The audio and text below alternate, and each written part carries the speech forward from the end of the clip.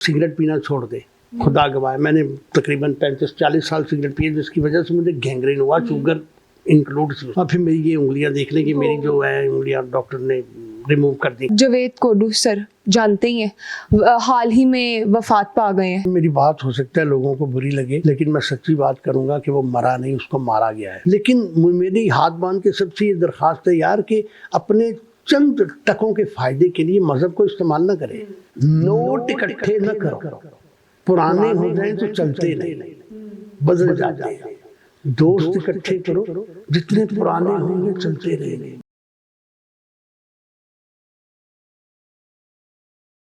अस्सलाम वालेकुम नाजरीन, मैं हूं आपकी मेजबान मलाइका अली हुसैन और आप देख रहे हैं टीवी टुडे। नाजरीन, आज मैं आपकी मुलाकात करवाने जा रही हूं लेजेंडरी अदाकार जिन्होंने बहुत से फिल्मों और ड्रामों में अपनी अदाकारी के जौहर दिखा के लोगों के दिल जीते। जी हाँ, मैं बात कर रही हूँ ख्वाजा सलीम सर की। तो आइए इस हवाले से मजीद गुफ्तगू कर लेते हैं इन्हीं से ही। इतनी शोहरत हासिल करने के बाद अब ये किस तरीके की जिंदगी गुजारते हैं, जानते हैं इनकी कहानी इन्हीं की जुबानी। अस्सलाम वालेकुम सर। वालेकुम अस्सलाम, कैसे बेटा आप? ठीक? अल्हम्दुलिल्लाह सर, मैं बिल्कुल ठीक। आप सुनाएं। मैं बड़ी सुनाऊंगा तो पूछती जा, मैं सुनाता ही रहूंगा। ठीक है। अच्छा सर जी, मुझे ये बताइएगा कि हमने सुना था कि आप शुगर की बीमारी में मुब्तला हैं, कितना अरसा हो गया? अरसा तो बेटा बहुत अरसा हो गया है, मतलब 25-30 साल तो हो गए होंगे शुगर से वो लड़ते हुए। लेकिन प्रॉपरली फिर मुझे गैंग्रीन हो गया। गैंग्रीन से, और गैंग्रीन मैं लोगों को भी ये कहना चाह रहा हूँ आपके टीवी टुडे के तवज्जुह से कि भाई सिगरेट पीना छोड़ दे, खुदा गवाह। मैंने तकरीबन 35-40 साल सिगरेट पिए, जिसकी वजह से मुझे गैंग्रीन हुआ, शुगर इंक्लूड थी उसमें। और फिर मेरी ये उंगलियां देख लें कि मेरी जो है उंगलियां डॉक्टर ने रिमूव कर दी। अभी पाँव पे जूती नहीं पहन सकता, शूज़ नहीं पहन सकता, लेकिन काम कर रहा हूँ अल्हम्दुलिल्लाह। मैं I am very much better just because of मेरी फैमिली बहुत अच्छी है, मेरी बेगम बहुत अच्छी है, मेरे बच्चे बहुत अच्छे हैं। उन्होंने मुझे बड़ा सपोर्ट किया, मुझे बहुत ज़्यादा सपोर्ट किया। और चंद मेरे दोस्त ऐसे हैं जिन्होंने मुझे इस बीमारी से लड़ने का हौसला दिया है। उसमें सबसे बड़ी जो खातून है, मैं उसको सल्यूट करता हूँ, Hina Bayat Khwaja. She is a very good artist from Karachi. Shagufta Ejaz, Suhail Ahmed, और मेरे एक बड़े प्यारे वेल विशर हैं इस्लामाबाद से, Khurram Hashmi, he is a lawyer there in high court. उन्होंने मेरा बड़ा साथ दिया। और यासिर अली, उन्होंने इन्होंने मुझे लड़ने का हौसला दिया। और आज मैं अल्हम्दुलिल्लाह आपके सामने हूँ। और स्पेशली मैं अपनी हुकूमत का भी बड़ा मशकूर हूँ। ये हमारी मरियम नवाज साहिबा, हमारी अज़मा बुखारी ने मुझे बड़ा हौसला दिया, मुझे बड़ी मोहब्बत दी, बड़ा प्यार दिया। मैं वैसे ही अज़मा बुखारी को मैं आप ही कहता हूँ। मेरा प्यार ही उनके बहनों भाइयों वाला है। अल्लाह उनको ज़िंदगी तंदुरुस्ती सेहत दे। और उन्होंने बड़ा साथ दिया और अल्हम्दुलिल्लाह। और सबसे बड़ा जो साथ है ना, वो मेरी औलाद ने और मेरी बीवी ने दिया है। मेरी औलाद ने ये कहा था कि देखिए, घर था, मेरे बच्चों ने बेच दिया मेरे इलाज के लिए। गाड़ियाँ थी दोनों मेरे बच्चों ने बेच दी। लेकिन उन्होंने बात बड़ी अच्छी की, उन्होंने कहा जी कि ये गाड़ियाँ, ये घर तो हम भी बना लेंगे, हमें तो अपना बाप चाहिए। तो एक्सीलेंट बात की थी मेरे बेटे और मेरी बेटियों ने। और मेरे दामाद बड़े अच्छे हैं जी।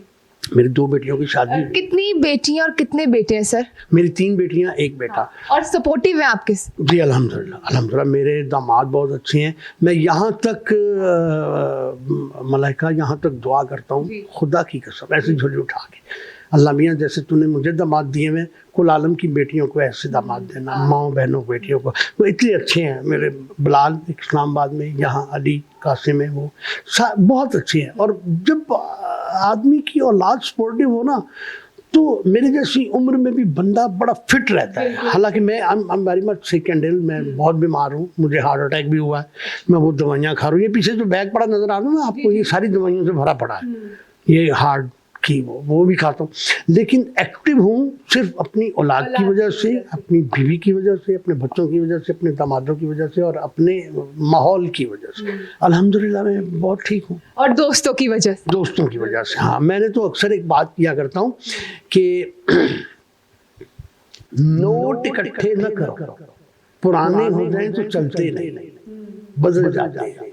दोस्त इकट्ठे करो, जितने पुराने होंगे चलते रहेंगे। बहुत आला, बहुत आला, बहुत आला। सर जी मुझे ये बताइएगा, आपने दोस्त अहबाब की बात की, ठीक है, आपके बहुत ही प्यारे दोस्त सीनियर अदाकार सुहेल अहमद, उन्होंने अभी एक स्टेटमेंट सामने आई है, उन्होंने ये कहा है कि जितने भी अदाकार होते हैं वो अपने हुनर की वजह से आगे आते हैं, ठीक है। अब जब वो बीमार हो जाते हैं तो वो हुकूमत को नहीं कुछ कह सकते, तो इस पे आपका क्या कहना है? नहीं, हुकूमत को कहना, देखिए मैंने भी आज तक कुछ नहीं कहा, मैं हुकूमत को क्यों कहूँ? देखिए ना, हर चीज़ को इस्तेमाल करने का एक तरीका कार होता है। सुहेल अहमद ने अगर बात की तो उसने गलत नहीं की होगी, उसने बिल्कुल सही बात की होगी कि यार मतलब मैं जब काम, मुझे अल्लाह ताला ने नाम दिया, शोहरत दी, इज्जत दी, वो कैरेक्टर की वजह से दी ना, कि वो कैरेक्टर जो मैं खुद नहीं हूँ, मैं यानी एज एन एक्टर वो कर रहा हूँ, तो अल्लाह ने उसमें मुझे इज्जत दी। अब उसमें मैंने पैसे भी कमाए, मुझे घर भी मिला, मुझे सब कुछ मिला। अब अगर वो मैंने गलत जगह पे इन्वेस्टमेंट करके या गलत जगह पे इस्तेमाल करके वो पैसा, घर, गाड़ी, कारोबार बर्बाद कर दिया, तो मैं किसी को गिला तो नहीं कर सकता ना। जब मैंने, अल्लाह ताला ने मुझे दिए थे तो अल्लाह ताला ने मुझे दिए, अब अल्लाह ने मुझसे अगर ले लिए तो मेरी करतूतों की वजह से लिए हैं, मेरी जहालत की वजह से, मेरे वो कह लें कमीनगी की वजह से अल्लाह ने वापस ले लिया ना। तो मैं ना अल्लाह से गिला कर सकता हूँ ना किसी दोस्त से गिला कर सकता हूँ। एब्सोल्युटली 110% सुहेल अहमद ने बिल्कुल सही बात की है। और सबसे बड़ी बात पता क्या है, आर्टिस्ट जब मरता है तो हम वहाँ खड़े होके ना, वो मरने वाले के लिए दुआ कम और साथ वाले आर्टिस्टों को बदतमीजी ज़्यादा करो, जाओ अन्य की कीता है, अन्य की कीता है, वो यार नहीं किया भाई, इसमें कोई बुरी बात नहीं है। मतलब नसीम विकी है, इफ्तिखार ठाकर है, नासिर चन्नोटी है, थिएटर के जितने आर्टिस्ट हैं, I love all of them, मैं प्यार करता हूँ उनसे। उसकी वजह ये कि इफ्तिखार ठाकुर से जब भी आप कभी इंटरव्यू करने जाएंगे उससे पूछिएगा कि तुम 9 साल किसके घर में रहे हो, तो वो आपको बताएगा। नसीम विकी है, मेरी रिस्पेक्ट करता है, सुहेल अहमद मेरी रिस्पेक्ट करता है, बहुत ज़्यादा रिस्पेक्ट करता है। अब अगर ये सारे लोग मेरी रिस्पेक्ट करते हैं तो मैं क्या इनको कहूँ कि तू मेरी इज्जत क्यों करना है, ये तो कोई बात नहीं है ना यार। वो अगर रिस्पेक्ट करते हैं तो ये उनकी आला ज़र्फ़ी है, वो मेरी इज्जत करते हैं, मुझे भी उनकी रिस्पेक्ट करनी चाहिए। I respect all of them. मेरे तो सारे, अब ये जैसे आजकल चला हुआ ट्रेंड थिएटर के हवाले से, इस थिएटर में छापे पड़ रहे हैं, ये हो रहा है, वो है, अज़मा बुखारी उनको मना कर रही है। मुझे इसमें कोई वो नहीं है कि वो, मैं कहता हूँ वो सही कर रही हैं, लेकिन उनका शायद मेरे नज़दीक उनका तरीका कार गलत है। मैं ये कहता हूँ कि वो ख़वातीन जो वहाँ पे गंदी बातें करती हैं, मैं उनसे ये रिक्वेस्ट करूँगा अज़मा बुखारी से कि उन तमाम ख़वातीन को बिठाएं अपने पास और उनके वो क्लिप्स उनको दिखाएं जो वो कह रही होती हैं, जिसमें आपने गंदी बातें की हैं तो आप पे क्या बीतेगी। तो ये गलत है ना। तो इस तरीके समझाने का ये अंदाज है, ये नहीं है कि मैं उसको मारूं, उसे कहूँ, ये कहूँ, वो कहूँ, नहीं। I don't like this. अपने अपने तरीके होते हैं ना, किस तरीके से लोग समझ जाए। हाँ नहीं, लेकिन मैं ये चाहता हूँ, देखिए अज़मा बुखारी बहुत अच्छी खातून है, कसम खुदा की, she is very nice lady, बड़ी ही अच्छी खातून है। मैं कह रहा हूँ जितनी आप अच्छी हो ना, उतने अच्छे तरीके से इनको मना करो और आर्टिस्टों को बिठाओ, उन्हें कहो कि भाई ये भी। और सबसे बड़ी बात पता क्या है, जो बंदा किसी ड्रामे का प्रोड्यूसर होता है वो 10 लाख, 20 लाख, 50 लाख लगाता है उस ड्रामे पे, वो इसलिए लगाता है कि मैंने 50 लगाया तो मुझे साथ 20 लाख प्रॉफिट मिले। अब अगर वो 50 लाख लगा के वो कोई ड्रामा ऐसा करता है जिसको लोग देखने ही नहीं आते, या ये वो, तो 30 लाख नुकसान करते, तो एक ही दफ़ा आएगा ना, दोबारा तो नहीं आएगा। लेकिन मैं ये कहता हूँ कि एक फिल्म बनी थी मौला जट, लोग उससे पहले भी फिल्में देखते थे, मौला जट के बाद सिर्फ फिल्में बनी तशद्दुद वाली, गंडासे वाली, गोलियों वाली, वो फिल्में तो नहीं थी ना, वो तो पता नहीं क्या था। लेकिन बहरहाल वो भी हिट हुई फिल्में, लेकिन हमारी आवाम को लगा दिया गया उसी तरफ। ठीक है ना। अब ऐसा एक वक्त आया कि जिधर देखो हमें गुज्जर ही नजर आता था, सैनमे पे गुज्जर, घर के बाहर गुज्जर, मोटरसाइकिल पे गुज्जर, डब्बे बांधे हुए गुज्जर, गाड़ियों में गुज्जर। ये क्या तरीका खा रहे यार। लोगों ने देखा ना, वैसे ही अडॉप्टेशन थी। वो खुद देखे ना, अब अकल की कमी है ना। उन लोगों से पहले भी तो डायरेक्टर थे, परवेज मलिक थे, नजरुल इस्लाम थे, बहुत से आला आला डायरेक्टर थे। वो तो ऐसी फिल्में नहीं बनाते थे, वो तो फिल्में अच्छी बनाते थे, उनको लोग देखते भी थे, प्यार भी होता था। असलम डार साहब ने दिल लगी फिल्म बनाई, उन्होंने तो नहीं ऐसी फिल्म बनाई।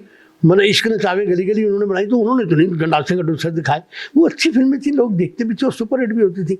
लेकिन हमारे यहाँ थिएटर, ये जो मौजूदा थिएटर है, मैं फिर वही कह रहा हूँ, मैं किसी को गलत नहीं कहता। अभी जो हो रहा है यार वो कर रहे हैं, मुझे कोई कहे कि मैं वो थिएटर करूँ तो मैं नहीं करूँगा, क्योंकि मेरा जहन नहीं मानता। हालांकि जो काम ये कर रहे हैं, मैं आपको सच्ची बेटा बात बता रहा हूँ, खुदा गवाह है, मैं इस काम में भी PhD हूँ। इसलिए नहीं करता कि यार वो बात जो मैं अपनी बेटी के सामने, अपने बेटे के सामने नहीं करता, सामने जो लोग बैठे हैं वो मेरी बेटी मेरा बेटा नहीं हो सकता, वो भी हो सकते हैं ना, तो मैं गंदी बातें क्यों करूं?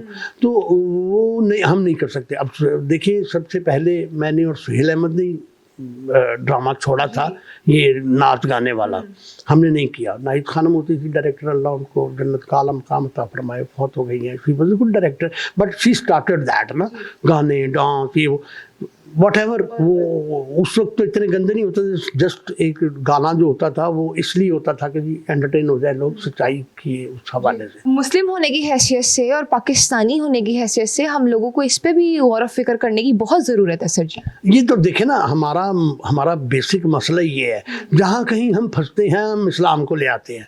यार इस्लाम तो है ही, इससे हम इसको यानी इस्लाम को मॉडिफाई नहीं कर सकते, क्योंकि ये वो मज़हब है जो ता क़यामत, जो रोज़ रोज़ का वो चलना फिरना है ना, वो सारा कुछ इसमें है अज़ल से अब तक वो सारा सिस्टम इसमें है। लेकिन मेरी हाथ बांध के सबसे ये दरख्वास्त है यार कि अपने चंद टकों के फ़ायदे के लिए मज़हब को इस्तेमाल ना करें, वो ना इस्तेमाल करें। आप ठीक है, आपका ब्रेन है, आप उसको अपने तौर पे काम कर रहे हो, अच्छा काम करो, लोग देखेंगे, आपको अप्रिशिएट भी करेंगे।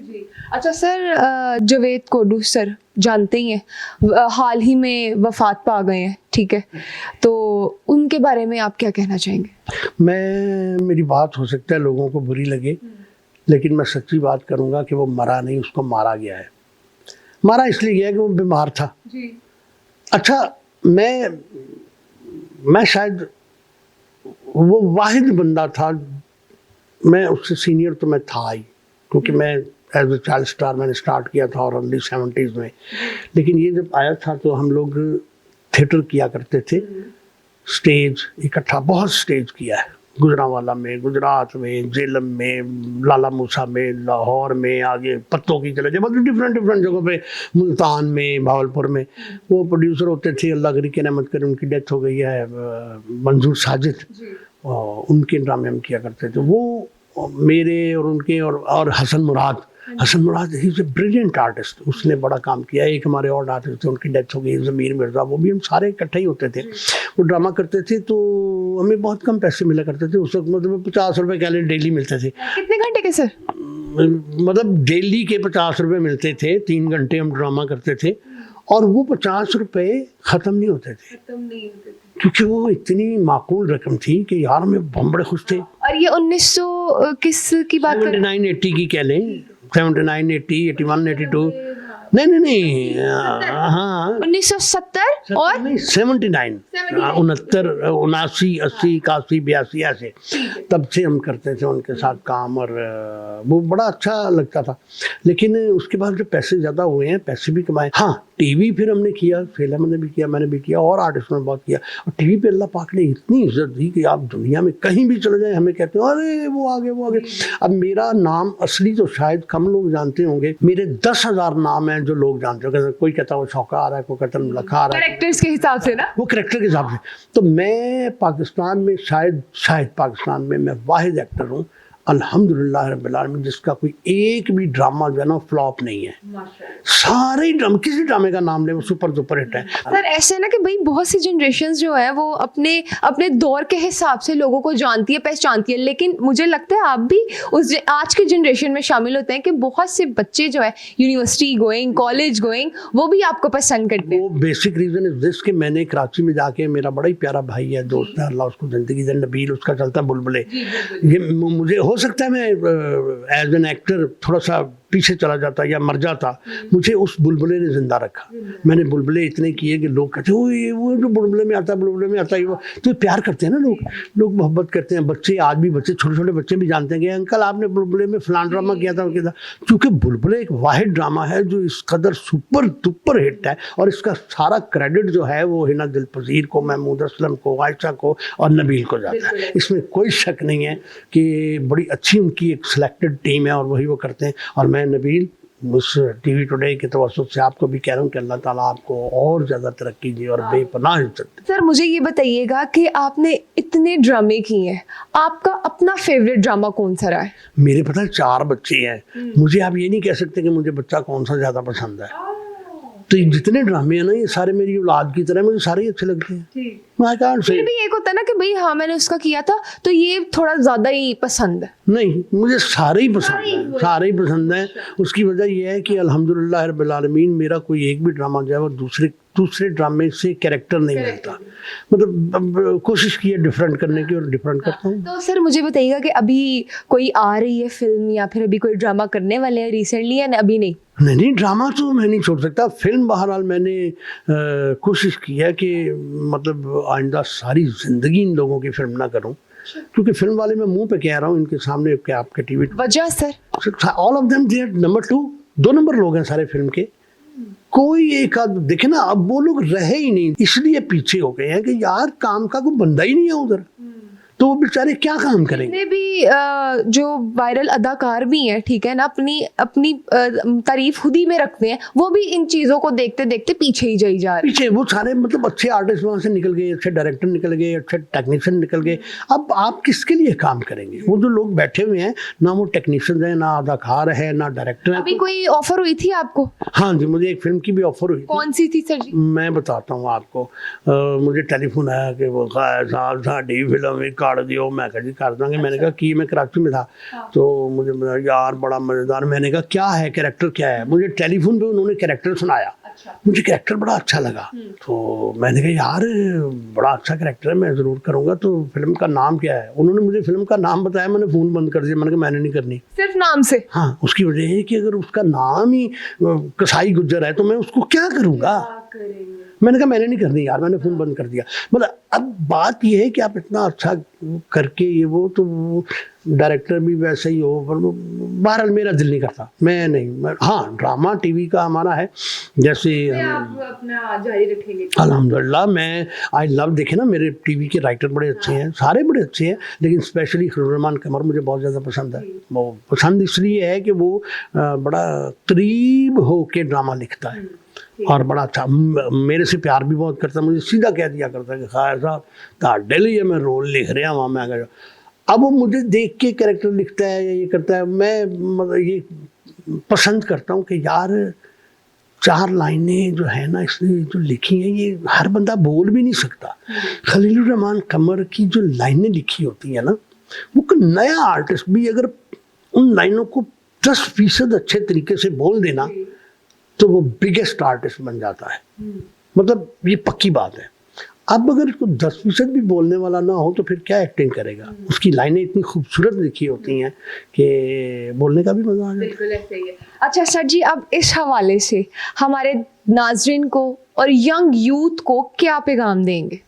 मैं ये कहता हूँ कि 2 बातें करूँगा। जो इस फील्ड में आना चाहते हैं मजबूती से आएँ और आँख खुली रख के और जहन को कायम रख के आएँ। और सबसे बड़ी बात ये है जो मैं आपको कहना चाह रहा हूँ, ज़िंदगी में अगर घरेलू, अपने दोस्तों में, अपने रिश्तेदारों में, सब में कामयाब होना चाहते हैं ना, तो अपने बाप से कभी हिसाब ना कीजिएगा। जिस दिन हिसाब करोगे ना, बेहिसाब हो जाओगे।